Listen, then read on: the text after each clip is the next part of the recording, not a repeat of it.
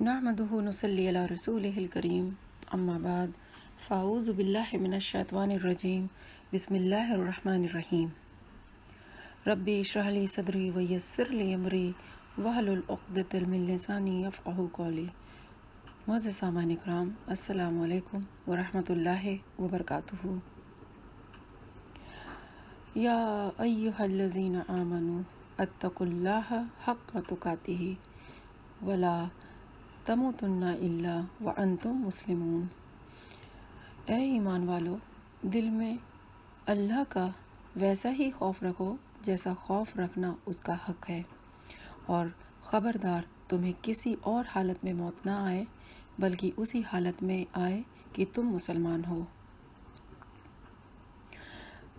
अल्लाह सुब्हानो ताला ने हमें अपनी इबादत के लिए पैदा किया है। हमें इबादत के तरीके सिखाने के लिए हर दौर में अंबिया भेजे। इबादत में कुछ करने के काम हैं, कुछ ऐसे काम हैं जिनसे बचना ज़रूरी है।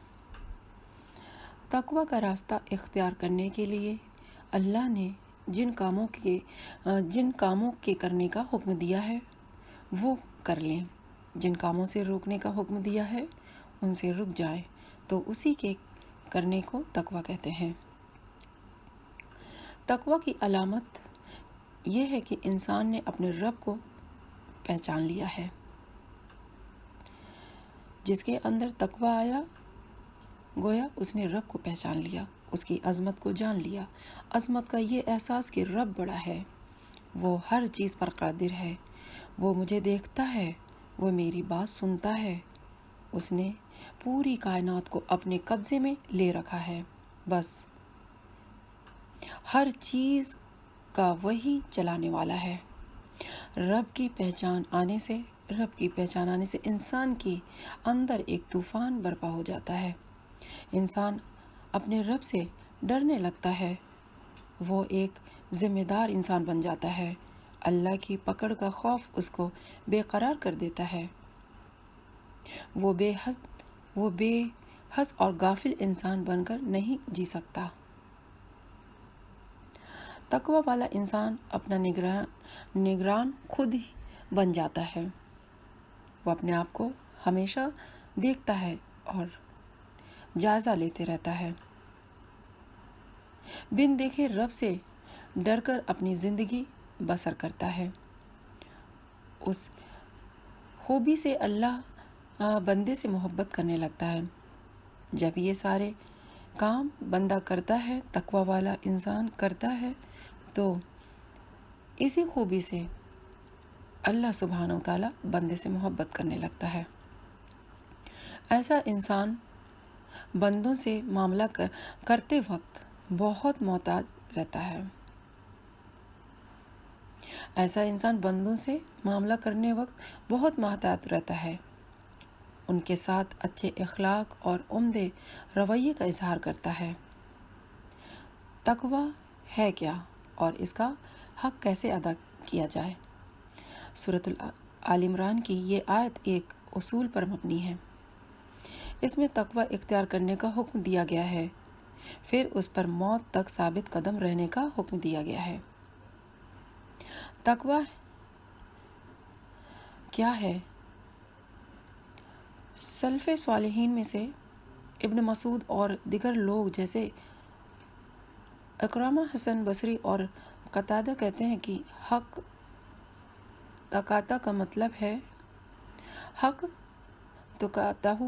है कि अल्लाह की इताअत की जाए और उसकी नाफरमानी ना की जाए, इसका शुक्र बजा लाया जाए और उसकी नाशुक्री ना की जाए, उसका ज़िक्र किया जाए और उसको फैलाया ना जाए, यानी ज़िक्र किया जाए और उसको भुलाया ना जाए। ख़ास तौर पर अपनी ज़बान की हिफाजत की जाए। अनस रज़ियल्लाहु ताला अन्हा से रवायत है कि वो कहते हैं कि कोई बंदा अल्लाह सुब्हानहू ताला से इस तरह नहीं डर सकता जिस तरह की डरने का हक है, जब तक कि वो अपनी ज़बान की हिफाजत ना कर ले।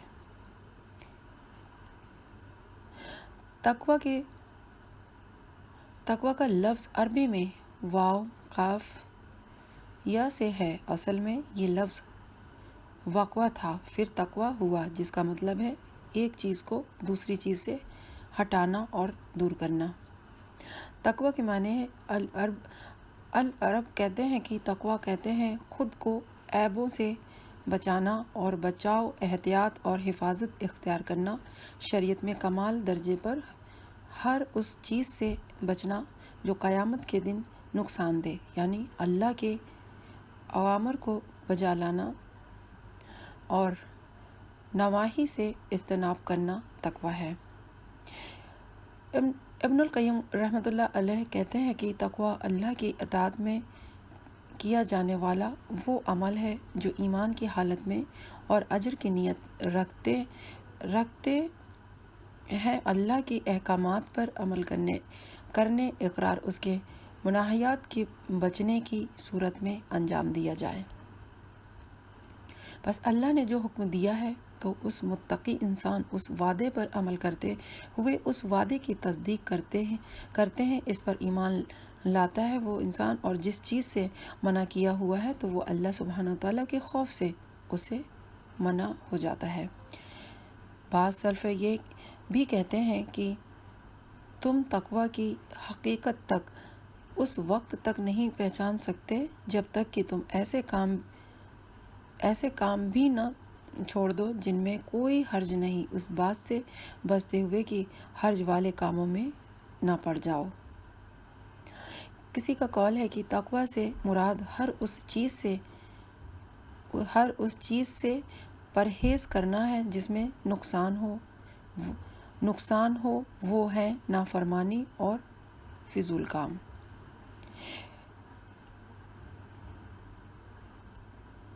اسی طرح یہ بھی کہا گیا ہے کہ تقویٰ سے مراد نفس کی لذتوں کو ترک کر دینا اور خواہشات کی مخالفت کرنا ہے۔ عمر رضی اللہ تعالیٰ عنہ ابن کعب سے تقویٰ کے بارے میں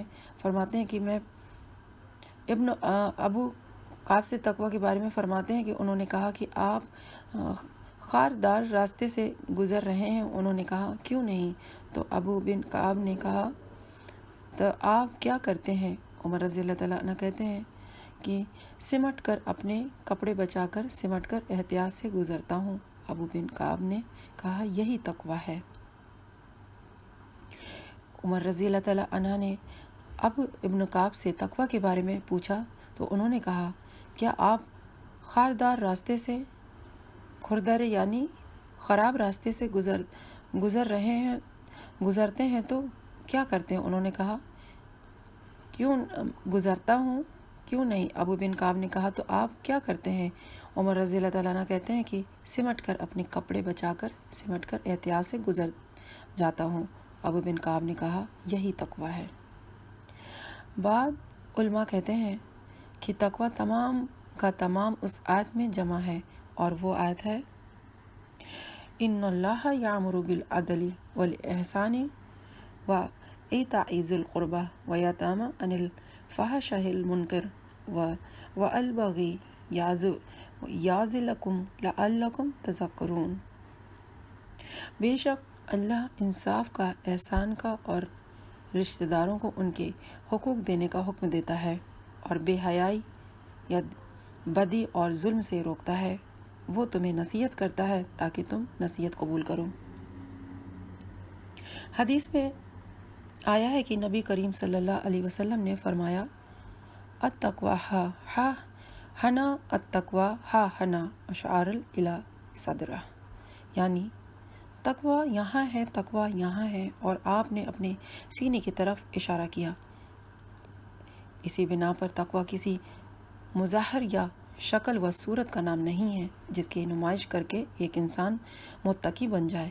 ابن القیم رحمۃ اللہ علیہ کہتے ہیں کہ تقویٰ کی 3 درجات ہیں: دل اور اعضاء کو گناہ اور حرام کاموں سے بچانا، مکروہ چیزوں سے بچانا، فضول اور بے فائدہ کاموں سے بچنا۔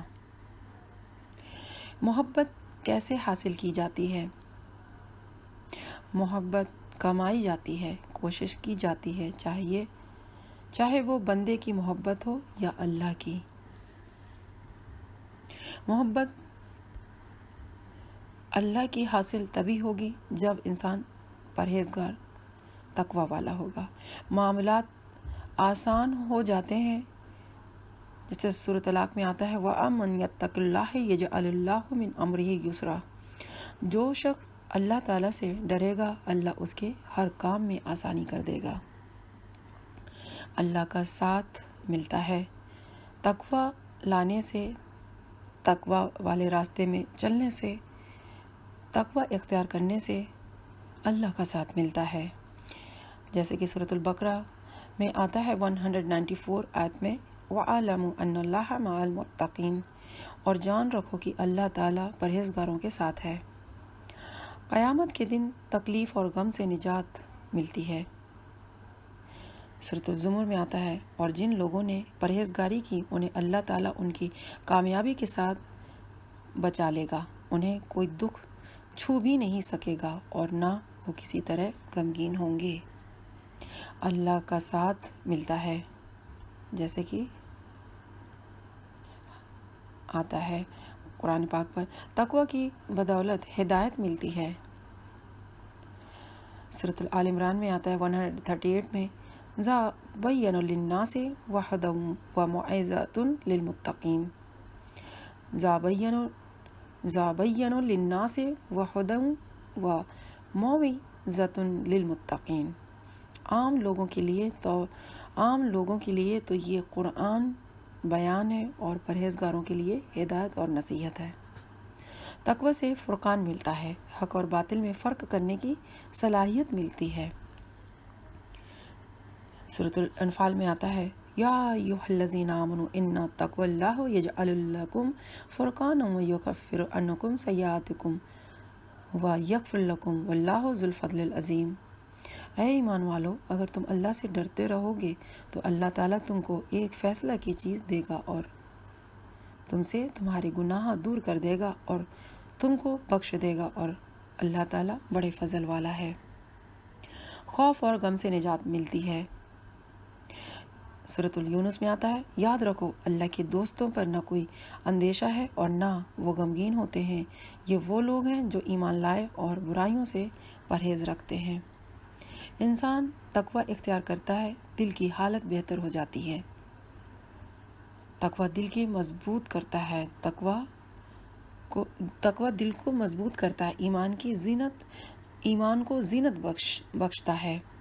تقوی کے فائدے اس طریقے سے ملتے ہیں، مشکلات سے نکلنے کا راستہ ملتا ہے، جیسے کہ آتا ہے سورۃ الطلاق میں وَمَن يَتَّقِ اللَّهَ يَجْعَلْ لَهُ مَخْرَجًا۔ جو شخص اللہ سے ڈرتا ہے اللہ اس کے لیے چھٹکارے کی شکل نکال دیتا ہے، معاملات میں آسانی ہوتی ہے، گناہ اور اجر عظیم کا وعدہ ہے،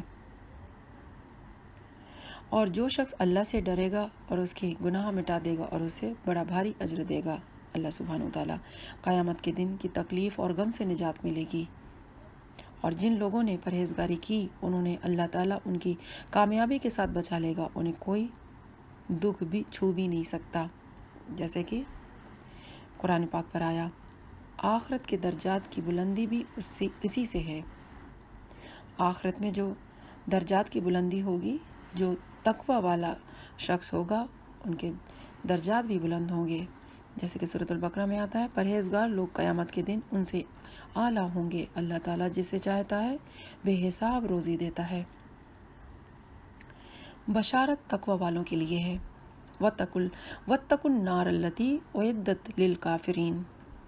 سورۃ آل عمران میں آتا ہے اور اس آگ سے ڈرو جو کافروں کے لیے تیار کی گئی ہے۔ جنت تقوی والوں کے لیے ہے، تقوی والوں کو اللہ کے قریب جگہ ملے گی، اللہ کا قرب حاصل ہوگا، ایسے لوگوں کو اللہ کا دیدار حاصل ہوگا۔ تقوی صرف مسجد میں نہیں، صرف قرآن پڑھتے ہوئے نہیں، صرف روزہ رکھتے ہوئے نہیں، تقوی ہر جگہ پر اختیار کرنا چاہیے۔ امام شافعی کہتے ہیں جس کو تقوی معزز نہ بنائے اس کے لیے کوئی عزت نہیں۔ آپ صلی اللہ علیہ وسلم کا ساتھ قیامت کے دن ملے گا۔ آپ صلی اللہ علیہ وسلم نے فرمایا، تمام لوگوں میں سب سے زیادہ میرے قریب متقی ہیں، خواہ وہ کوئی بھی ہو، کہیں بھی ہو۔ اللہ کے ہاں عزت بھی تقوی والوں کی ہی ہوگی، جیسے کہ سورۃ الحجرات میں آتا ہے، ان اکرمکم عند اللہ اتقاکم۔ اللہ کے نزدیک تم سب میں سے باعزت وہ ہے جو سب سے زیادہ ڈرنے والا ہے۔ امام شافعی کہتے ہیں، جس کا تقوی معزز نہ بنائے اس کے لیے کوئی عزت ہی نہیں۔ تقوی کو بڑھانے کے لیے کیا کرنا چاہیے؟ اللہ کی کتاب کو مضبوطی سے پکڑنا ہے، قرآن کو پکڑنا ہے، پڑھنا ہے، سمجھنا ہے، تدبر کرنا ہے، اور قرآن کو زندگی بھر کا ساتھی بنانا ہے تاکہ قبر میں بھی ساتھی ہو۔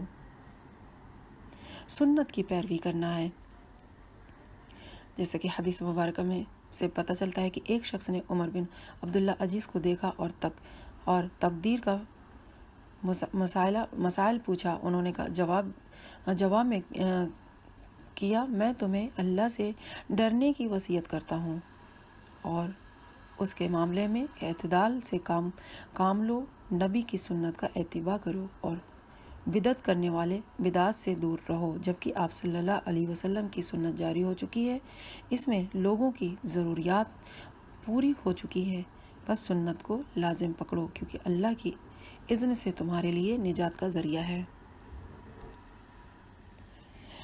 اللہ کے راستے کا اتباع سورۃ الانعام میں آتا ہے، اور یہ کہ یہ دین میرا راستہ ہے جو مستقیم ہے، سو اس راہ پر چلو اور دوسری راہوں پر مت چلو کہ وہ راہیں تم کو اللہ کی راہ سے جدا کر دیں گی۔ اس کا تم کو اللہ تعالیٰ نے تاکیدی حکم دیا ہے تاکہ تم پرہیزگاری اختیار کرو۔ ہدایت پر استقامت اختیار کرنا ہے، سورۃ المحمد میں آتا ہے، والذین اہتدوا وزادہم ھدی وآتاہم تقواہم۔ ہدایت پر استقامت اختیار کرنا ہے، جیسے سورۃ محمد میں آتا ہے، اور جو لوگ ہدایت یافتہ ہیں اللہ نے انہیں ہدایت میں بڑھا دیا ہے اور انہیں ان کی پرہیزگاری عطا فرمائی ہے۔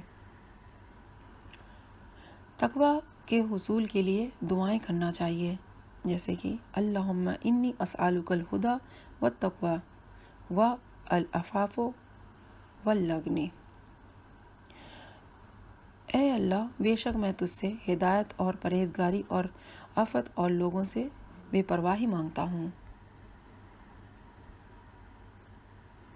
صحبت صالح کرنی چاہیے، انسان ایسے لوگوں کے ساتھ رہتا ہو جو اپنی نگاہوں کی حفاظت کرتے ہوں، یعنی اچھی سنگت، اچھے فرینڈ سرکل میں ہی بیٹھو، برے صحبت سے بچنا چاہیے۔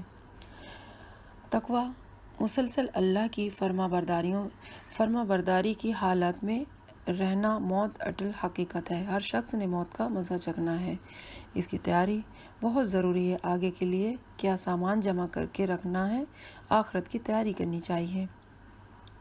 تقوی والا انسان مسلسل اللہ کی فرما برداری کرتا ہے، اس حالت میں رہتا ہے کہ وہ سوچتا ہے کہ موت ایک اٹل حقیقت ہے، ہر شخص کو موت آنی ہے اور موت کا مزہ چکھنا ہے، ہر جاندار چیز کو موت کا مزہ چکھنا ہے، اس کی تیاری میں لگ جاتا ہے۔ وہ بہت ضروری ہے تیاری کرنا آگے کے لیے کہ کیا سامان جمع کر کے رکھنا ہے آخرت کے لیے۔ اسی طریقے سے ہم سب کو بھی آخرت کی تیاری کرنی چاہیے۔ عقل مند انسان موت کے لیے تیاری کرنے والا ہے، عقل مند انسان وہی ہے جو موت کی تیاری کرنے میں لگ جاتا ہے۔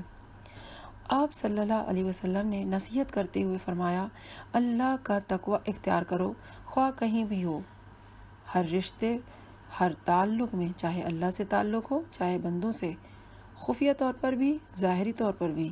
تقوی کا صرف اظہار نہیں کیا جاتا، مخصوص لباس پہن کر تقوی کا تعلق دل کے اندر سے ہے، مخصوص لباس پہن کر تقوی کا تعلق دل کے اندر سے ہے۔ اچھی موت کی دعا کرنا چاہیے،